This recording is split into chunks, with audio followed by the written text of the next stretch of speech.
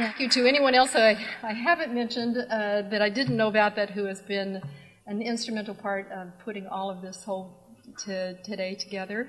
And again, thank you all for coming here to share this day together and to celebrate Frank's life. Good afternoon and welcome to all of you. And isn't it really fitting that we came here today for Frank, here to Cal Poly, a place where so many of us met and came to love and respect Frankie. This is really the Alpha and the Omega. And while he's left this physical world, he's still here. He's in our memories, in our lives, and in this campus, he'll always be here. I'll always think of this as a Frank place. Others, we were sitting around and we concocted this idea for the Pozo Dam disaster.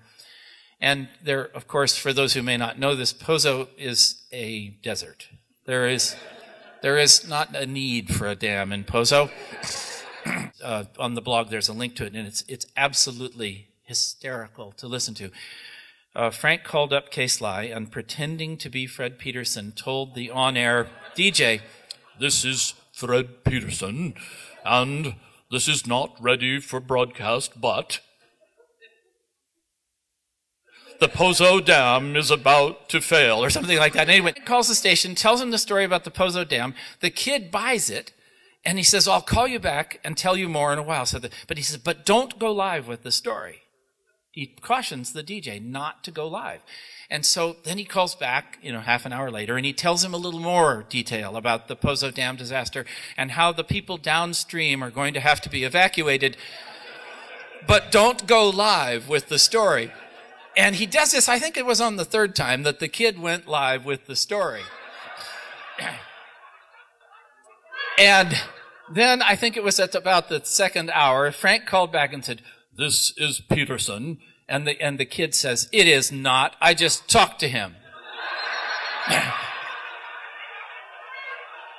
But I'm glad that I'm here, and I'm glad we're having this, because I can't think of anybody else, no other student that I knew of that come before me or during my time or after me, that we would have a celebration like this. Frank is the only one because of Frank's uniqueness as to who he was. And he was such a great guy, and a great guy to be with. You had so much fun when you were with Frank Calabrese, as a lot of you are going to testify to today. So many of my thoughts that I have these days are of my Cal Poly days and Frank Calabrese. And I probably have as many stories as Brian Lawler has. I'll just short headlines. Frank bought the house that I grew up in on Beebe Street in San Luis Obispo. Isn't the Historical Society going to sort of... We'll work that out. We'll talk later.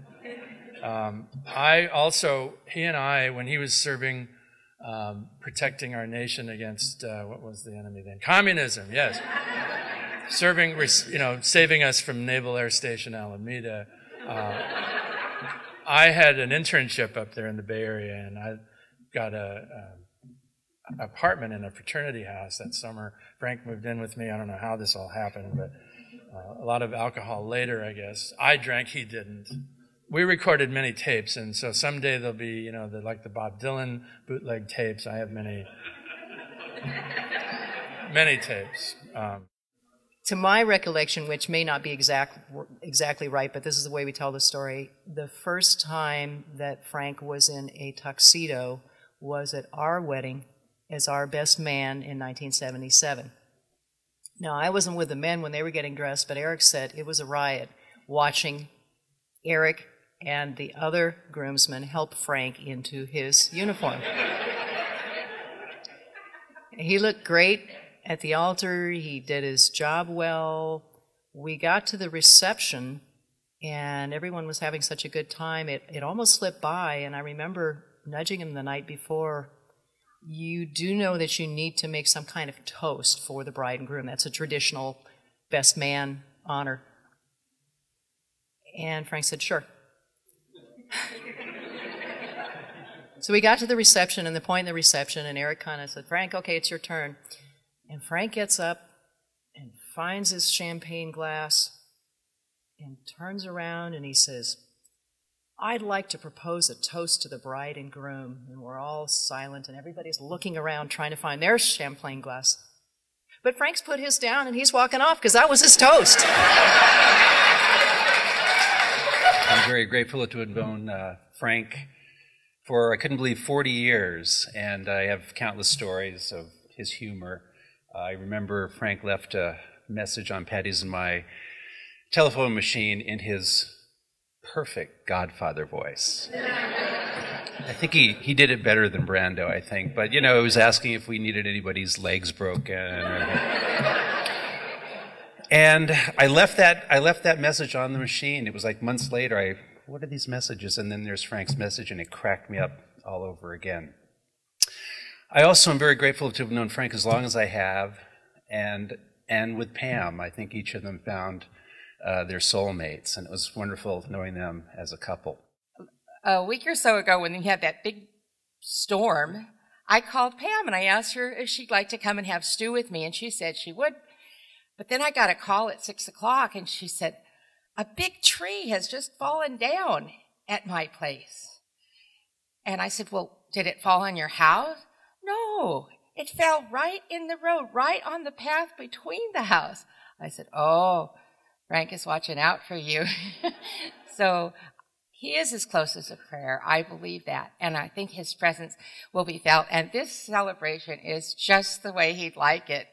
So full of laughter and family and friends. My name is Steve Stagnaro, and Pam, I had forgotten about a phone call until you mentioned the proposal. A couple of days after that parking lot proposal, I had gotten a phone call from Frank. I hadn't talked to him for a couple of months. He goes, Steve, gotta tell you something. I got a girlfriend. It's good, Frank. I proposed to her in a parking lot of a movie theater. What'd she say, Frank? She said yes. I'd forgotten the phone call. My name is John Damkar, and I'm Frank's brother-in-law. I'm actually the Portuguese brother-in-law that he's both proud and ashamed of. Frank, I've known, I guess, many years. Seems like I've known him all his life, although he's a little older than I am. But the first time I ever met Frank, I remember what my sister had told me, because it was really one of my sisters who was responsible for me meeting my wife, who's Frank's sister. And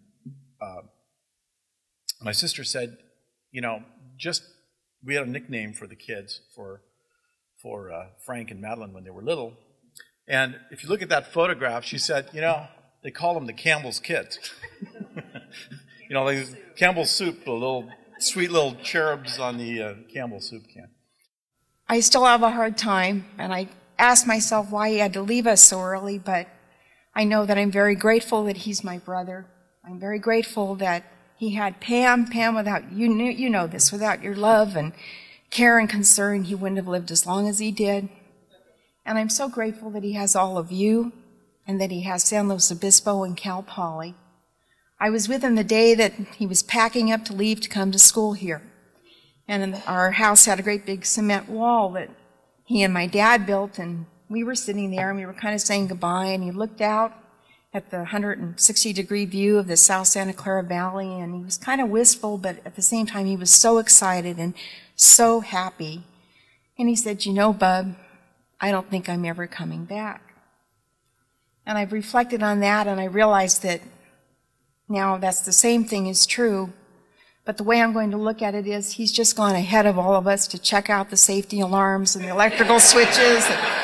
He's got that sunny-do list in heaven, and it's going to keep him busy until the rest of us join him. So I thank you all. This has been a wonderful celebration and extremely comforting in our loss. God bless you all.